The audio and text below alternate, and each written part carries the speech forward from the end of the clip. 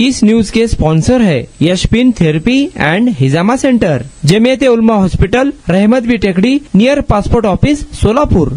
हिंद केसरी पैलवान महेंद्र गायकवाड यांच्या अभिनंदनाचा प्रस्ताव दिल्लीच्या संसदेत मांडणार असल्याची प्रतिक्रिया खासदार प्रणिती शिंदे यांनी दिली आहे। हिंद केसरी पैलवान महेंद्र गायकवाड यांचा मंगळवेढा येथे नागरी सत्कार सोहळा संपन्न झाला, त्यावेळी खासदार प्रणिती शिंदे बोलत होत्या। पैलवान महेंद्र गायकवाड हे मूळचे शिरसी तालुका मंगळवेढा गावचे सुपुत्र आहेत। मंगळवेढा येथील शिवतीर्थ शिवप्रेमी चौक येथे त्यांचा जाहीर सत्कार करण्यात आला। हिंद केसरी हा मानाचा किताब पटकावून महेंद्र गायकवाड यांनी सोलापूर जिल्ह्यासह संपूर्ण महाराष्ट्राचे नाव देशभरात उज्ज्वल केल्याबद्दल त्यांचा खासदार प्रणिती शिंदे यांच्या हस्ते सत्कार करण्यात आला। यावेळी त्यांचे आई वडील आणि वस्तादांचाही सत्कार करण्यात आला।